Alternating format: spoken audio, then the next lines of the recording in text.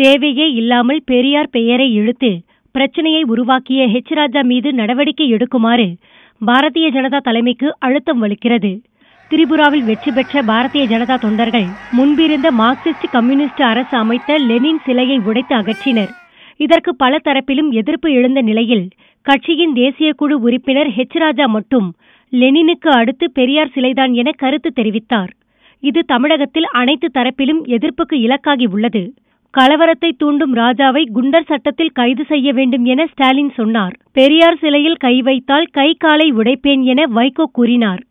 எதிர்ப்பால் மிரண்ட பாரதிய ஜனதா தலைவர் அமித்ஷா தன் தொண்டர்களுக்கு எச்சரிக்கை விட நேர்ந்தது. பிரதமர் மோடியும் சிலை உடைப்பை கண்டித்தார்.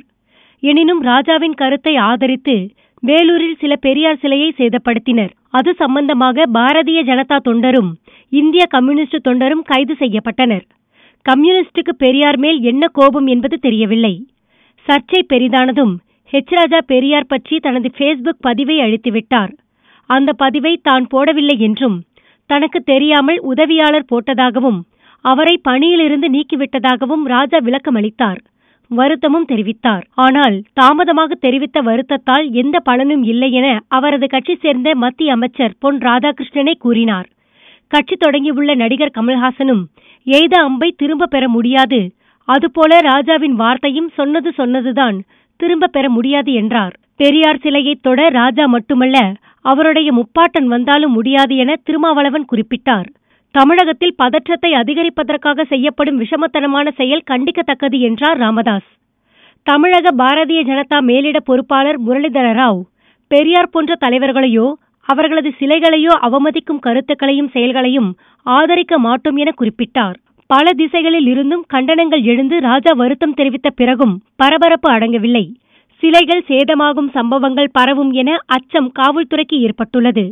தமிழ்நாட்டில் பாரதிய ஜனதா மீது மக்களுக்கு நல்லெண்ணம் உருவாகி ஆதரவு பெருக பாடுபடும் நேரத்தில் ராஜாவின் பேச்சு அத்தனை நல்ல முயற்சிகளையும் பாழாக்கிவிட்டதாக தமிழக பாரதிய ஜனதா நிர்வாகிகள் கவலை அடைந்துள்ளனர். ராஜா மீது நடவடிக்கை எடுப்பதன் மூலமே கொதிநிலைக்கு முடிவு கட்ட முடியும் என மேலிடத்துக்கும் அவர்கள் தெரிவித்துள்ளனர். எதிர்க்கட்சிகள் ஒட்டுமொத்தமாக பிரதமருக்கும் பாரதிய ஜனதாவுக்கும் எதிராக கருத்து தாக்குதலில் ஈடுபடும் ஒவ்வொரு சந்தர்ப்பத்திலும் துணிச்சலாக அவற்றை எதிர்கொள்வது ராஜா மட்டும்தான் என்பதால் அவரை மேலிடம் எக்காரணம் கொண்டு விட்டுக் கொடுக்க கூடாது என ராஜாவின் ஆதரவாளர்கள் சுட்டிக்காட்டுகின்றனர். அமித்ஷா நடவடிக்கை எடுப்பாரா என்பது விரைவில் தெரியும்.